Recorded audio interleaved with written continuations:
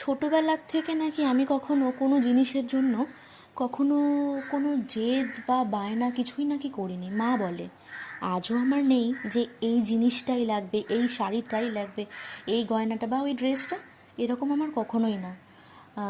মনে হয় না যে আমার এটাই চাই, কিনতেই হবে, না কিনলে বড্ড মন খারাপ, বড্ড জেদাজেদি, এগুলো আমি তো বিশ্বাস করি না। আর আমি ছোটো থেকে এরকম শিক্ষাও আমি পাইনি। আমার সন্তানকেও চেষ্টা করব এরকম শিক্ষায় শিক্ষিত করে তোলার।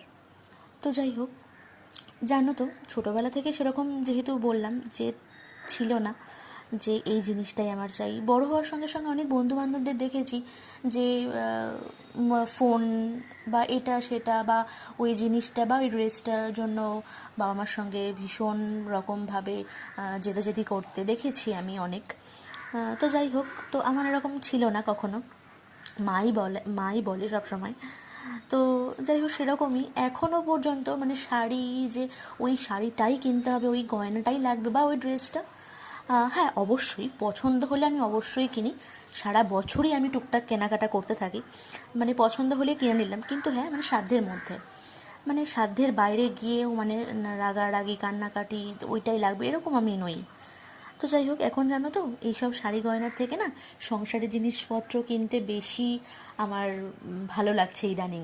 মানে সংসারটাকে সুন্দর করে সাজাবো, ছোট্ট আমার সংসার সুন্দর করে সাজাবো, এটা সব মেয়েরই একটা স্বপ্ন থাকে, আমারও তাই, আমিও ব্যতিক্রম নই। তো যাই হোক, এটা আমার কাছে ছিল না একটা, তোমরা বুঝতেই পারছো, ইউটেন্সিল স্ট্যান্ড। তো এটা আমি ফাইনালি নিয়েই নিলাম।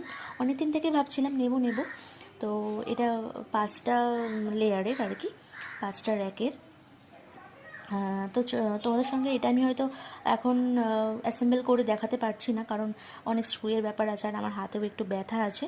তো আমি এটা হয়তো পারবো না, এটা ওই করে দেবে। তো তোমাদের সঙ্গে ওটা আবার ভালো করে সাজিয়ে গুছিয়ে তোমাদের সঙ্গে আবার শেয়ার করব। তো এইটা তোমরা দেখে ভাবতেই পারো এটা তো খুবই সামান্য ব্যাপার। হ্যাঁ জানি, এটা তোমাদের প্রত্যেকের কাছেই আছে, আমার কাছে ছিল না গো, তাই আমি এতটা খুশি।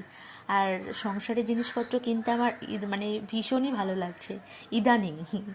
মানে শাড়ি গয়নার অবশ্যই ভালো লাগে, যদি বলি যে না বা কিনি না বা পছন্দ হয় না, ওটা তাহলে মিথ্যে কথা বলা হবে, তাই না? অনুপমদার ওই গানটা আছে না, যেটা ছিল না সেটা না পাওয়াই থাক, সব পেলে নষ্ট জীবন। একদম কথাটার যথার্থ একটা মানে রয়েছে। যাই হোক, তো সত্যি সব পেলে হয়তো নষ্ট জীবন। তাই পৃথিবীর সব কিছুই যে হাতের মুঠোয় চাই এমনটা নয়। চলো আজকের